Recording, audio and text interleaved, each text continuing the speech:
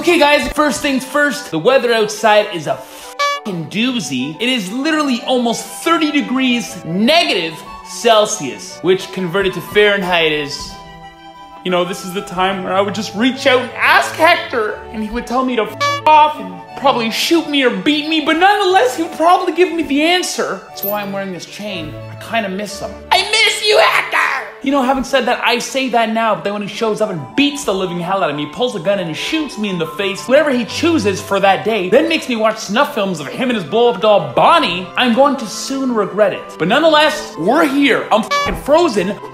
We have a huge event this weekend. Is it UFC? Absolutely not. We are talking about Bellator. We are talking about the long-awaited finale of the first Grand Prix that Bellator holds. The heavyweight Grand Prix. We'll get to the final in a minute, but it is in Inglewood, California, somewhere I was longing to be myself right now because I am frozen to death. And not to mention I suffer from a rare case of shrinkage where it goes down from 2 feet to 1 feet. Still pretty damn huge and could satisfy a lot of damn people if I wasn't incarcerated in this hell of a prison.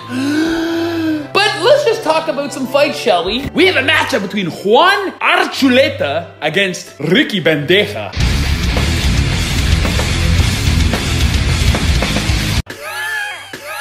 Those are some amazing names and probably very much so mispronounced, so I do apologize. Actually, no, f you guys. I'm literally living a hell day in and day out, so I don't apologize. But nonetheless, they are two monsters with each only one loss on their record, so someone's gonna face their second loss. I mean, if the fight actually, you know, doesn't end up a draw or no contest or something stupid like that. But let's start with Quani. Juan.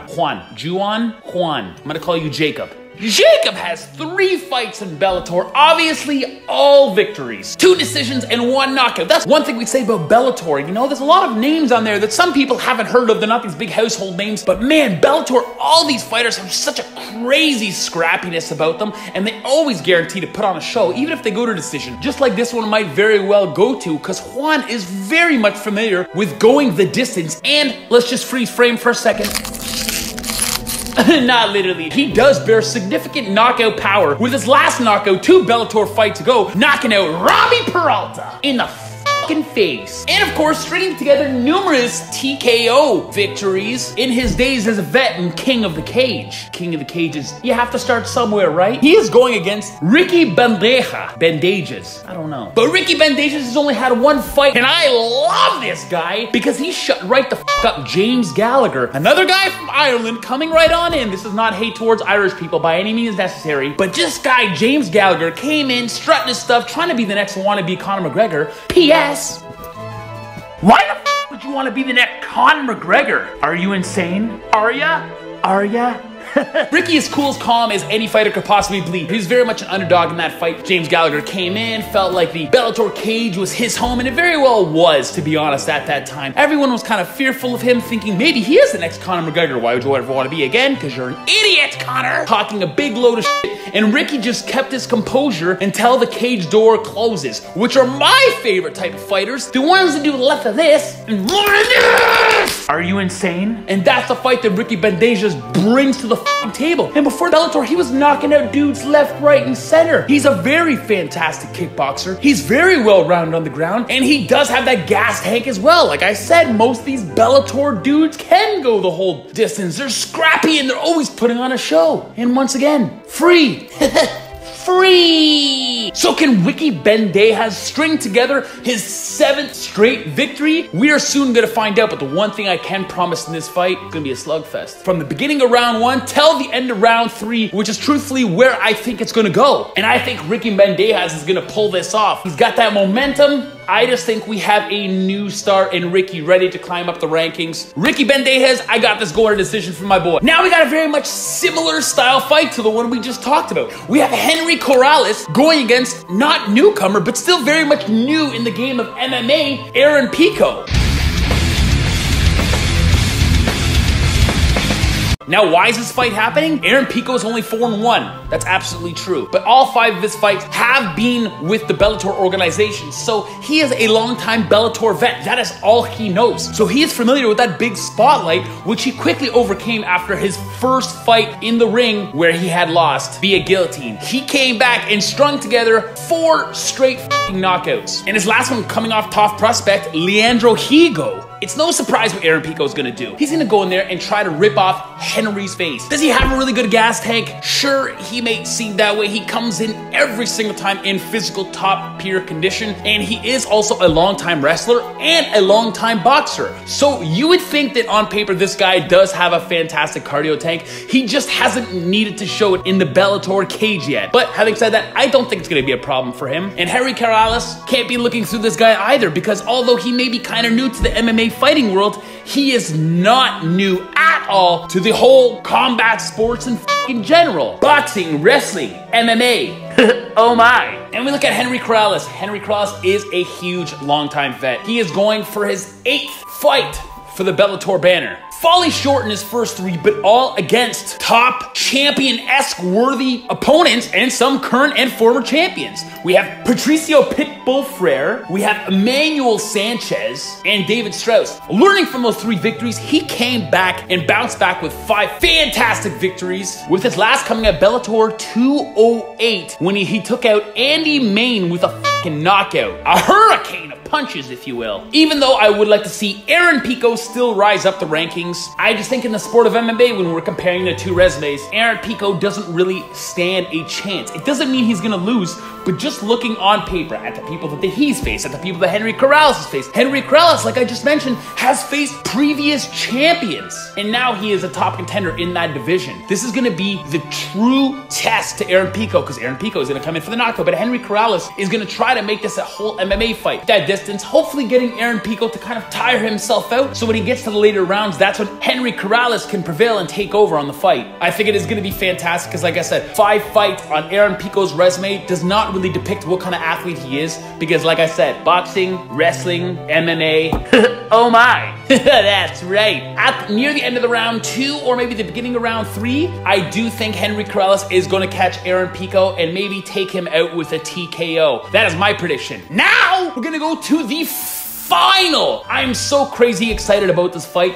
because we have a longtime UFC vet and current light heavyweight title holder of Bellator, Ryan fucking Darth Bader. It's not fucking Darth, it's just Darth. I'm just so damn excited. But he is going against, which is the most, literally in my opinion, for the longest span of time, the most talked about and one of the biggest veterans that MMA has ever had the pleasure of dealing with, and that is the last emperor, Fedor Emelianenko.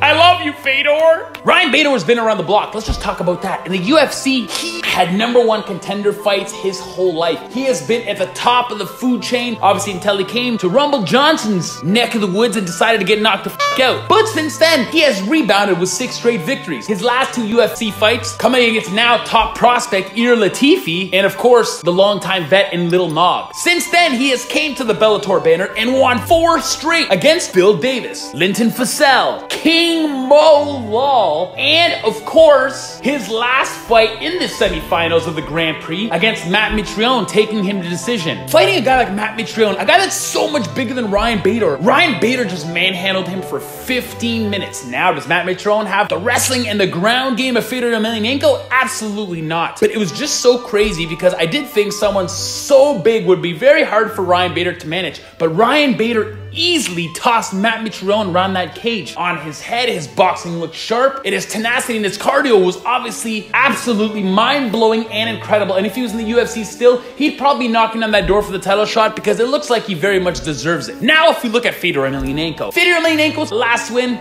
it was coming off somebody that really shouldn't have been in the heavyweight Grand Prix, and he won by like default, fighting another guy that's out of shape and Rampage Jackson that didn't even want to be there in the first place. Whilst Fedor smashed him scale, that was what he was supposed to do. And if he didn't do that, people would look at Fedor and be like, yo, you suck, bro. But he doesn't, obviously, because before that, he did knock out previous heavyweight UFC champion in Frank Mir, and in devastating fashion. Before that, he succumbed to a brutal knockout loss to Matt Mitrione, a guy that Ryan Bader smashed. But please, please, please, oh MMA fans, do not use MMA math. Fedor's one of those guys that loves when a fighter's gonna put pressure on him, just as Ryan Bader's gonna do. As soon as that bell rings and they say, let's fight, Ryan Bader's gonna charge at Fedor Emelianenko. If Fedor Emelianenko, who's a Sambo champion, mind you, he should be knowing that Matt Mitrione's gonna run and try to set him up for a takedown and get him on his back and smash him, kind of like Antonio Bigfoot Silva did to Fedor. So Fedor should, I'm hoping, be prepared for this, for one of those nasty uppercuts, and just keep those distance, because Fedor has tremendously long arms, so he can keep the distance with that striking and hopefully take him out real fast, because I do think as this fight goes on, it's going to be 5 rounds. I think this is where Ryan Bader is going to benefit from, because we have seen Fedor as of recent years in the later rounds. He tends to fatigue. I mean, Fedor is not the last emperor that he once was. He still has that amazing power, but you are fighting Ryan Bader. Ryan Bader is a specimen. As much as I don't want to see Ryan Bader win this fight, I think he's going to win this fight. If you just look at the damn resumes, Ryan Bader's been fighting championship tier fighters his whole fucking career, and Fedor has not. Half the dudes he fought in Pride, you don't even know who the fuck they are. And then in his recent years, fighting a guy like Jaideep Singh, Hongman Choi, all these fucking bums, just to put yourself back out there, even fucking Brett Rogers. I love you so much, Fedor, and I hope you win this fight, but I really don't think you win this fight unless it's within the first minute, because he knows Ryan Bader wants us on the mat. Mark my words, I think he's gonna get it there, and although Sambo champion or not, when he's on his back, he's not gonna be able to handle the beatdown that Ryan Bader gives that face. So those are my predictions, and I hope you liked it. You better fucking like it!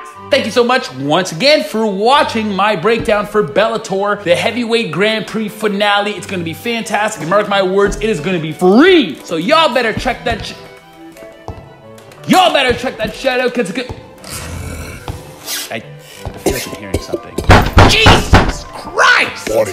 What the Quani there. friggin' hell was that? I know it couldn't be Hector, because like, hit the link up top, like right above my finger there. But if you watch that video, he fell off a bridge. There's no way that could be him. Anyways, guys, we love you so much. I'm getting a little bit nervous just in case it is him, so I want to go hide in the cupboard. I'm pretty sure it's not him. It could be him. Maybe it's not. Why I'm so scared? We are going to see you next week, so just hold steady. Hold on to your panties. Hold on to your seatbelts, because I'm coming for more. We're just getting started, so peace. That means stop. Stop the camera. Sure, I'll get it. Oh, God. Smile, because Daddy's home.